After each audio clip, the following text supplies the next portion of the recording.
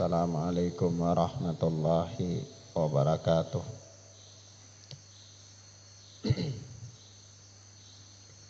Alhamdulillah, wassalatu wassalamu ala rasulillah wa ala alihi wa ashabihi wa man tabi'ahum bi ihsanin ila yaumiddin. Amma ba'd.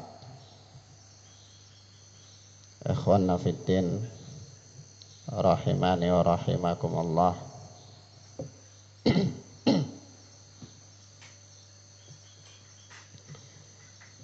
Kita masuk pada hadis yang berikutnya dari kitab Arba'in An-Nawawiyah,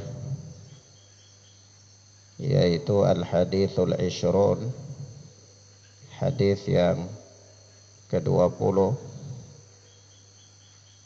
Berkata Imam Abu Zakaria An-Nawawi rahimana wa rahimahullah,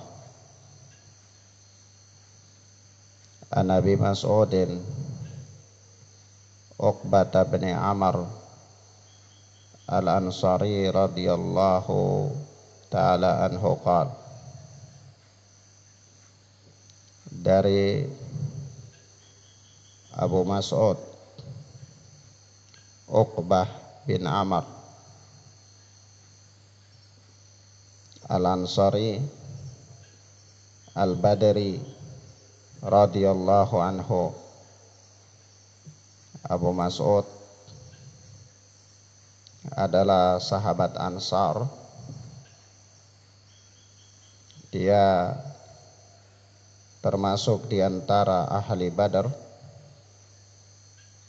orang-orang yang ikut dalam perang Badar.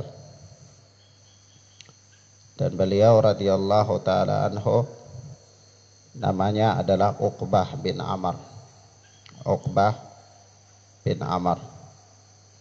Jadi nama beliau Uqbah bin Amr Al-Ansari, seorang sahabat Ansar. Ini berbeda dengan Ibnu Mas'ud ya. Kalau Ibnu Mas'ud itu sahabat muhajir, dia adalah orang Makkah yang berhijrah ke kota Madinah. Adapun Abu Mas'ud itu orang Ansar, namanya Uqbah bin Amr. Naam. Dia berkata, qala Rasulullah sallallahu alaihi wa alihi wasallam. Rasulullah sallallahu alaihi wasallam bersabda,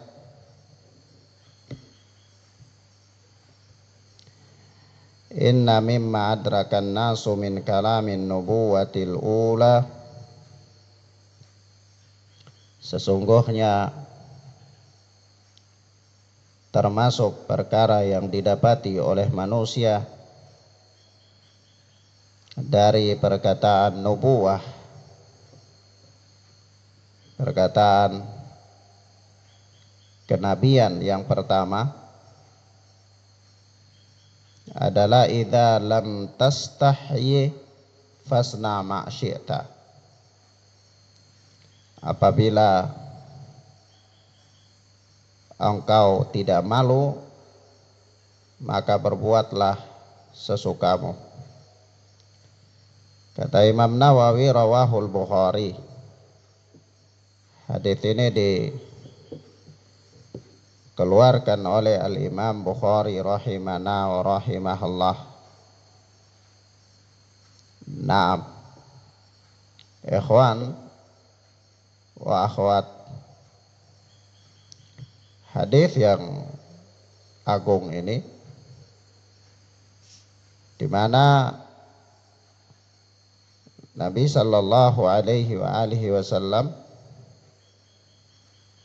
dengan kalimat yang singkat namun padat maknanya,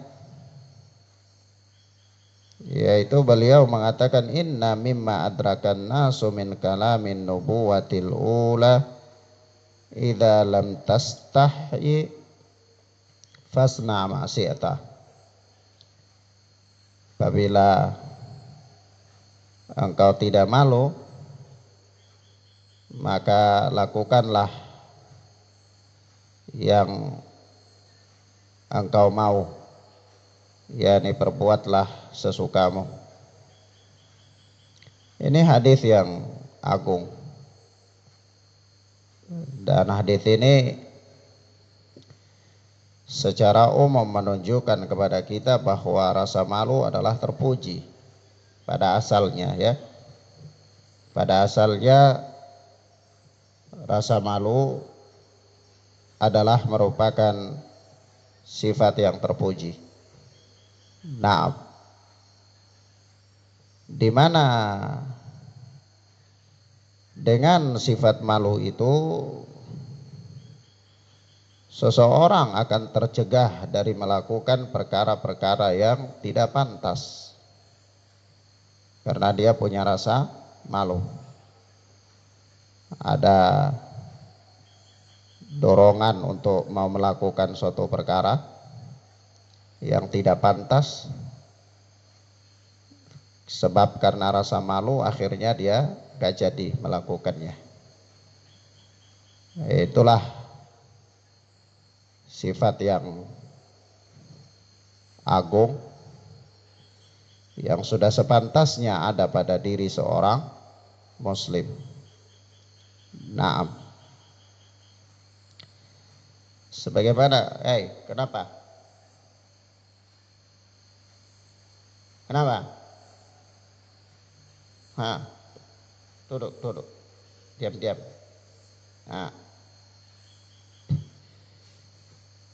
Karena sebagaimana datang dalam hadis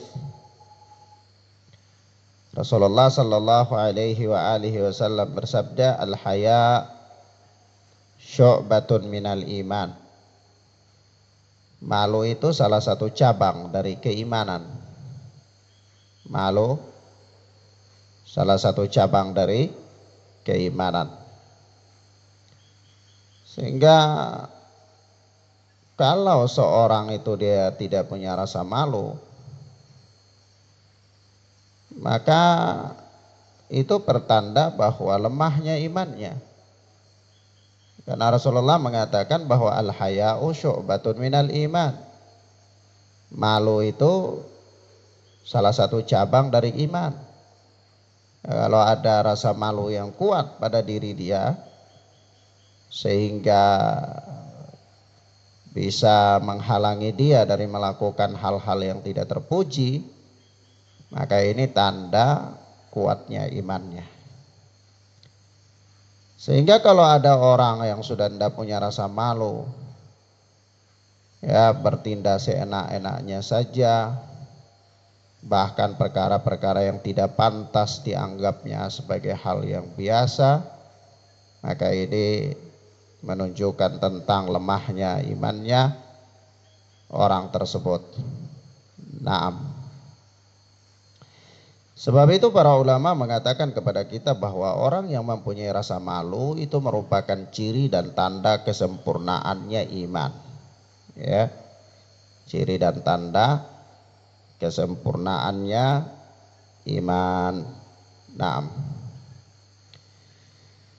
Sehingga ya ikhwan, dalam sabda Nabi sallallahu alaihi wasallam yang mengatakan bahwa inna mimma adrakan nasu min kalamin nubuwatil ula, sesungguhnya di antara hal yang telah dikenal atau termasuk perkara yang didapati oleh manusia dari ucapan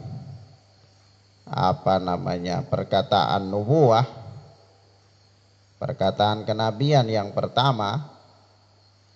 Kalimat ini menunjukkan kepada kita bahwa malu adalah termasuk akhlak mulia yang diwariskan oleh semua nabi. Oleh semua nabi sampai pada umat ini. sampai pada umat ini. Nah, para nabi itu mempunyai sifat malu yang kuat ya.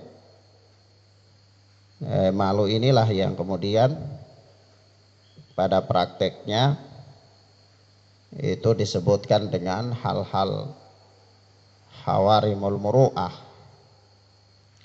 hal-hal yang bisa melanggar kebiasaan yang dianggap hal yang tidak terpuji ya dalam lingkungan masyarakat. Naam. Sebab itu di sini kemudian para ulama mengatakan kepada kita bahwa makna daripada kalimat Nabi Shallallahu Alaihi Wasallam, "Idza lam tastahyi fasna ma syi'ta." Kalau engkau tidak malu maka lakukanlah atau berbuatlah sesuka hatimu. Ini apa namanya? Kalimat ini kata para ulama dia merupakan bentuk tahdid. Bentuk tahdid itu tantangan ya, tantangan. Seperti pada firman Allah Subhanahu wa taala dalam surat Al-Kahfi, "Faman syaa'a falyu'min wa man syaa'a falyakfur." Maka barang siapa yang ingin beriman, hendaklah dia beriman, dan barang siapa yang ingin kafir, silahkan, biarlah dia kafir, biarlah dia kafir. Nah, ini bukan berarti pilihan ya. Jangan sampai ayat mengatakan faman syaa'a falyu'min wa man syaa'a falyakfur. Barang siapa yang menghendaki silahkan dia beriman, dan barang siapa yang mau maka silahkan dia kafir. Bukan berarti pilihan, silahkan pilih yang beriman atau pilih yang kafir, bukan. Bukan itu maksudnya. Tapi ini tahdid. Ini apa? Tantangan. Ini apa? Tantangan. Jadi bahwa kalau engkau itu memang sudah Anda pengen selamat, ya sudah silahkan saja begitu ya. Nah, di sisi lain ada para ulama yang menjelaskan kepada kita bahwa makna kalimat ini ada dua ya. Ada dua makna daripada kalimat Nabi Shallallahu Alaihi Wasallam, "Idza lam tastahyi fasna ma syi'ta." Kalau engkau tidak malu maka berbuatlah sesukamu. Dia ada dua makna. Sebagian ulama mengatakan kepada kita bahwa ini ada dua makna. Sebagaimana yang diterangkan oleh Syekh Abdul Muhsin Al-Abbad, hafidhana wa hafidhahullahu ta'ala. Yaitu yang pertama, makna yang pertama, sesungguhnya sabda Nabi Shallallahu Alaihi Wasallam tersebut tidak bermakna perintah untuk berbuat sekehendak hati. Jadi maknanya itu bukan ya kalau engkau tidak malu maka lakukan sekehendakmu. Bukan berarti Nabi perintahkan sudah lakukan sekehendak hatimu saja, begitu. Bukan itu maksudnya. Tapi ini apa? Bentuk celaan dan larangan. Ya kalau engkau sudah tidak lagi memiliki sifat-sifat yang mulia, engkau melakukan perbuatan yang tercela, itu sudah dianggap biasa saja, maka ya silahkan saja. Itu perbuatan yang tercela, ya perbuatan yang dilarang. Tapi kalau sudah tidak ingin selamat, sudah tidak ingin menjaga diri dari hal-hal yang tercela, ya berarti ini kebinasaan ya. Nah, maka kata beliau makna yang pertama ini bukan berarti perintah untuk berbuat sekehendak hati ya, namun kalimat ini sebagai bentuk celaan dan larangan. Artinya orang kalau dia berbuat sekehendak hatinya tanpa mempunyai rasa malu itu tercela begitu. tercela. Dan yang demikian itu terlarang. Demikian itu apa? Terlarang. Nah, sebagaimana tadi kita katakan bahwa sebagian para ulama mengatakan ini tahdid, tantangan ya, bukan berarti pilihan. Sebagaimana di dalam ayat faman syaa'a falyu'min wa man syaa'a falyakfur. Ya. Nah. Baik. Ya, sebagaimana Allah Subhanahu wa taala berfirman dalam surat Fusilat, i'malu ma syi'tum innahu bima ta'maluna basir. Berbuatlah apa yang kamu kehendaki, sesungguhnya Allah itu Maha melihat apa yang kau kerjakan. Ya. Nah. Jadi ya ancaman, hati-hati loh. Walaupun kau berbuat yang demikian itu ya Allah lihat gitu. Dia merupakan apa? Ancaman. Kenapa ya? Karena Allah pasti membalasmu. Karena Allah lihat apa yang kau kerjakan, Allah tahu apa yang kau kerjakan, maka hati-hati nanti Allah balas. Allah berikan apa hukuman atas perbuatanmu itu yang menyimpang. Jadi ancaman otomatis ya. Nah, ya begitu pula pada di sini kalau dikatakan kok bagaimana pendalilan ya? Pendalilannya di sini i'malu ma syi'tum. Lakukanlah apa yang kau mau. Bukan berarti perintah, silahkan lakukan saja, bukan. Tapi ini ancaman. Ya, hati-hati. Kenapa? Bima ta'malu innahu bima ta'maluna basir. Allah itu melihat apa-apa yang kalian lakukan. Ya. Nah, begitu pula pada firman Allah Subhanahu wa taala dalam surat Az-Zumar, fa'budu ma syi'tum min dunih. Maka sembahlah olehmu hai orang-orang musyrik apa yang kau kehendaki selain daripada Allah. Selain daripada Allah Subhanahu wa taala. Maka ini juga apa? Bukan berarti ya silahkan saja, dibolehkan. Ya Allah membolehkan, silakan menyembah yang lain selain daripada Allah, boleh, silakan. Bukan itu. Ya. Tetapi ini ancaman. Silakan saja. Tapi apa? Engkau nanti akan mendapatkan balasan atas perbuatanmu tersebut. Nah. Kemudian ini pengertian yang pertama ya. Pengertian yang pertama. Ya bermakna ancaman. Ya masuk di dalam apa ancaman ini ada juga dia berupa, bisa jadi dia itu berupa berita. Dia berupa berita. Ya ini sehingga barang siapa yang memang barang siapa yang tidak malu maka dia akan melakukan yang dia sukai. Sebuah berita. Bisa masuk dalam makna ini sebuah berita. Itu orang yang tidak punya malu itu kita akan lihat dia melakukan apa saja yang dia mau. Dia sudah tidak punya rasa malu. Berita berarti. Seperti apa ya? Seperti dalam firman Allah, man kadzdzaba alayya falyatabawwa maq'adahu minan nar. Barang siapa yang berdusta atas namaku maka hendaklah dia menempati tempat duduknya di neraka. Jadi di sini berupa apa? Berita. Makna lafaz itu berupa berita. Nah, ini juga dipegang oleh sejumlah ulama ya yang berpendapat seperti ini.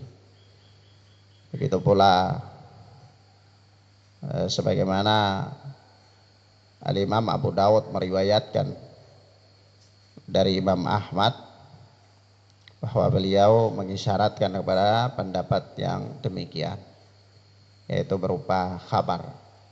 Hadis ini berupa khabar, yaitu dalam tastahyi fasna ma syi'ta. Kalau engkau tidak malu, lakukan sesuka hatimu. Maksudnya ini berupa berita bahwa orang yang tidak punya rasa malu itu dia lakukan sesuka hatinya saja. Begitu. Ya. Paham ya? Kalau makna yang pertama tadi yaitu berupa ancaman. Ya. Silakan lakukan, nanti engkau dapat hukumannya, dapat apa? Balasan atas apa pelampaian batas yang kau lakukan. Wallahu a'lam bissawab. Mana yang berikut dari hadis ini bahwa ada sebagian ulama yang berpendapat maknanya itu perintah untuk melakukan apa yang dia suka secara zahir. Ya, dia suka, silahkan lakukan apa yang dia suka. Ini ya, ada sebagian ulama yang berpendapat ini maknanya ya sesuai zahir lafaz. Sesuai zahir lafaz. Kalau lafadznya itu mengatakan idza lam tastahi fasna ma syi'ta, kalau engkau tidak punya rasa malu maka lakukanlah yang sesuka hatimu. Maka ini kata mereka ya sesuai zahir lafadznya mengatakan seperti itu. Ya. Jadi ya itulah maknanya. Itu maknanya. Perintah untuk melakukan apa saja yang dia suka. Ya.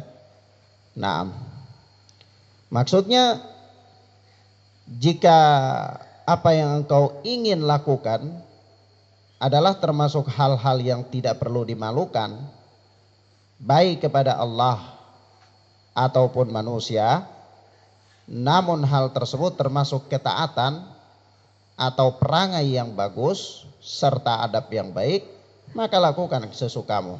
Begitu maksudnya. Jadi karena secara zahir mengatakan fasna ma syi'ta, lakukan yang kehendakmu, yang kau mau. Ya jadi zahirnya begitu. Ya sudah, lakukan apa yang sedang kau mau.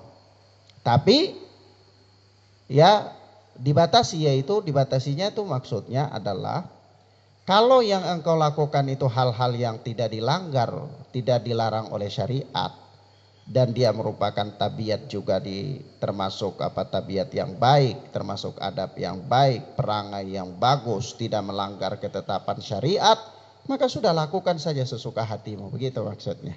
Ya, ini makna yang kedua. Dan ya sejumlah para ulama juga berpendapat seperti ini. Di antaranya juga ya seperti diriwayatkan dari Imam Ahmad, beliau juga memiliki pendapat yang seperti ini. Begitu pula Al-Imam Al-Mawarzi, Al-Imam Asy-Syafi'i rahimana wa rahimahumullah, mereka memilih pendapat ini. Naam.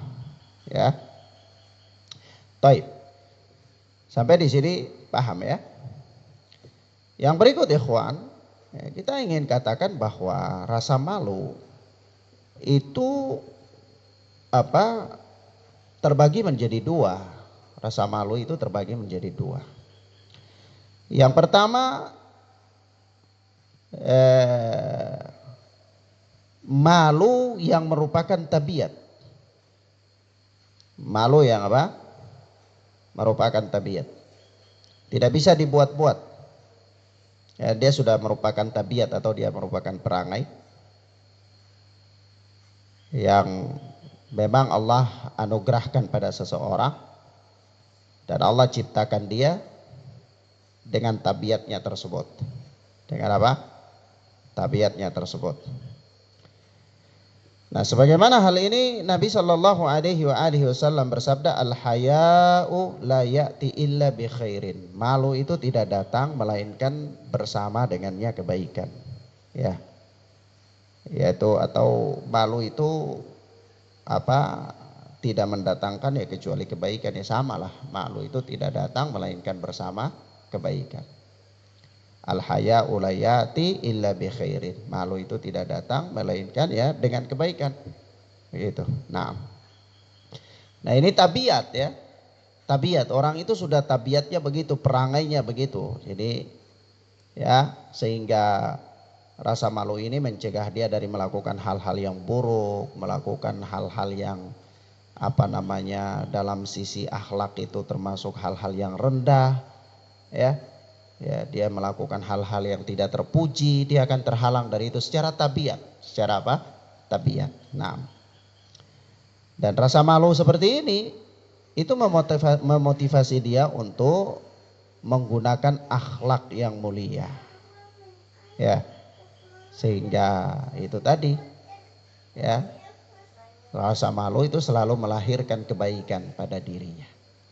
Nah, inilah yang tadi Rasulullah katakan dalam hadis yang kita bacakan, yaitu al-haya'u syu'batun minal iman. Malu itu satu cabang daripada apa? Iman. Yang kedua adalah malu yang bisa diupayakan. Ya, bisa diupayakan.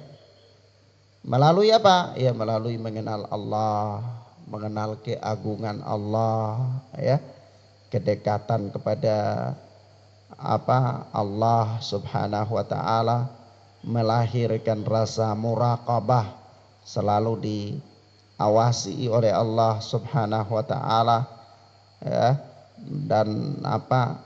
Menghadirkan al-ihsan, ya, bahwa Allah itu tahu mata-mata yang berkhianat atau yang jujur. Allah tahu tidak ada tempat yang bisa bersembunyi dari apa? Ilmu Allah dan seterusnya. Ini dia upayakan supaya dia itu berperangai dengan rasa malu, ya. Nah, ini tentu membutuhkan apa? Upaya, membutuhkan pendidikan, membutuhkan tarbiyah, pelatihan, ya, pendidikan, ya, dan seterusnya, ya. Semua itu ya tentunya bisa dicapai dengan ilmu, ya. Bisa dicapai dengan apa? Dengan ilmu. Seseorang dia belajar mengenal Allah, mengenal sifat-sifat Allah, mengenal keagungan Allah dan seterusnya, sehingga lahirlah dari dirinya rasa apa? Rasa malu, ya. Malu untuk bermaksiat kepada Allah, baik ketika dia sendiri atau ketika di khalayak ramai, ya, atau dimanapun ketika dia berada. Nah, malu yang seperti inilah yang kemudian kita katakan al-haya'u la ya'ti illa bi khairin, ya, sebagaimana sabda Nabi sallallahu alaihi wa alihi wasallam. Baik. Ini secara umum kita katakan tadi, ya, secara apa? Secara umum. Namun pada beberapa perkara penting malu itu apa? Tidak dianjurkan. Ya, ini tidak dianjurkan di situ untuk malu, gitu. Maksudnya apa? Ya, maksudnya pada beberapa perkara. Misal apa, Ustadz? Ya, misalnya ketika kita itu tidak tahu lalu ingin tahu, bertanya tentang suatu ilmu. Ya, bertanya tentang ilmu itu tidak boleh malu. Ya, kalau malu ya berarti apa? Kita tidak mendapatkan ilmu. Malu bertanya tentang ilmu, malu beribadah kepada Allah, malu belajar ilmu agama, ini malu yang tercela. Malu yang apa? Malu yang tercela. Kenapa? Karena malu yang demikian bukan menghalangi dia daripada melakukan kemaksiatan kepada Allah, namun menghalangi dia daripada ketaatan kepada Allah. Jadi intinya, malu yang menghalangi seseorang dari ketaatan kepada Allah Azza wa Jal, atau menghalangi seseorang dari mengetahui agama Allah, maka itu adalah malu yang tercela, ya. Malu yang apa? Yang tercela. Nah, wallahu ta'ala a'lam bissawab. Nah, demikian ikhwana fiddin azani Allah wa iyyakum. Ada beberapa catatan penting sebelum kita tutup di akhir pelajaran ini, yaitu yang pertama bahwa malu adalah merupakan akhlak yang mulia. Ya, malu adalah merupakan akhlak yang mulia yang terwarisi dari para nabi-nabi terdahulu, ya. Nah, terwarisi dari apa? Para nabi-nabi terdahulu. Nah, kalau kita lihat, ya, kisah Nabi Syuaib, ya, kalau Ananda salah itu ketika mau menikahkan anak perempuannya dengan Nabi Allah Musa alaihi salatu wassalam, kalau tidak salah, ya, lupa persis tapi kurang lebih ya begitu, ya, dimana Ada anak perempuan yang ngambil air ya. Nabi Syuaib sudah tua, dia nggak bisa lagi ngambil air. Maka suatu waktu itu anak-anak perempuannya pergi untuk ngambil air. Bertemulah sama Nabi Allah Musa alaihi salatu wassalam. Ya, Nabi Musa membantu mereka. Kemudian apa? Begitu membantu mereka, selesai, ya mereka pulang, ternyata laporkan hal itu kepada bapaknya Nabi Allah Syuaib. Makanya Nabi Allah Syuaib minta mau ketemu sama Nabi Musa.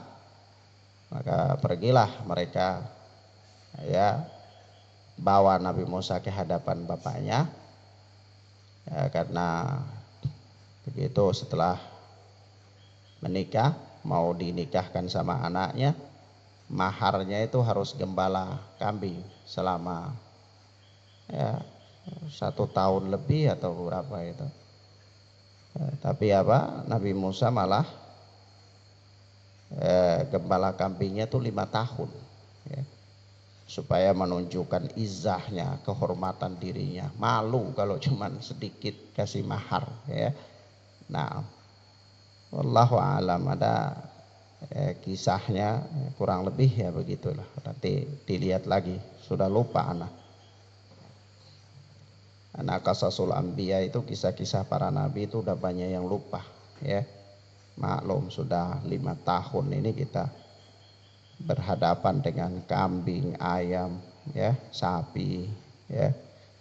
Kadang-kadang sudah murojaah sudah kurang ya.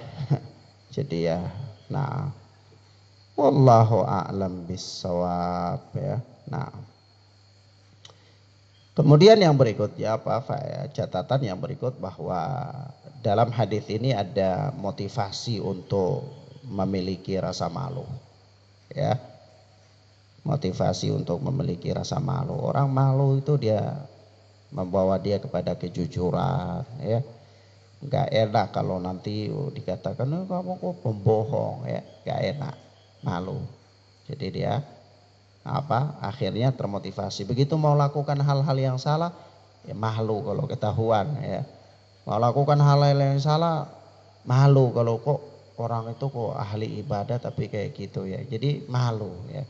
Maka termotivasi untuk memiliki akhlak yang malu. Dan ini juga adalah merupakan isyarat bahwa malu itu mempunyai keutamaan ya. Malu itu mempunyai keutamaan. Ini kita katakan tadi dalam konteks secara umum malu itu ya. Walaupun tadi dalam beberapa perkara ada kondisi yang memang tidak boleh malu di situ ya. Seperti malu membuat orang itu dia terhalang dari ketaatan kepada Allah. Malu yang membuat dia tidak tahu ilmu agama. Mau belajar tapi malu karena jenggot sudah panjang. Nah, ini malu yang apa, tercela. Malu yang apa?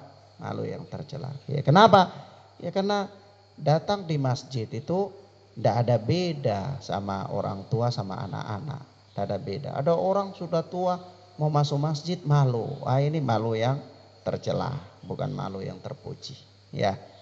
Nah, kemudian apa yang berikut, catatan penting ya, yang berikut dari hadis yang mulia ini, bahwa hilangnya rasa malu itu akan menjerumuskan seseorang ke dalam segala keburukan ya. Kita lihat aja orang kalau sudah nggak punya malu, rambutnya saja model kayak rambut kuda ya. Ada sudah kayak gitu ya, sudah nggak punya rasa malu, mabuk, teriak-teriak di jalan-jalan kayak binatang, tidak punya rasa malu, ya, dan seterusnya. Ini apa? Kembali lagi kepada perangai ya, kepada tabiat. Jadi tabiat malu itu tabiat yang luar biasa. Oleh sebab itu, catatan penting di sini bahwa hilangnya rasa malu itu akan menjerumuskan seseorang ke dalam segala keburukan.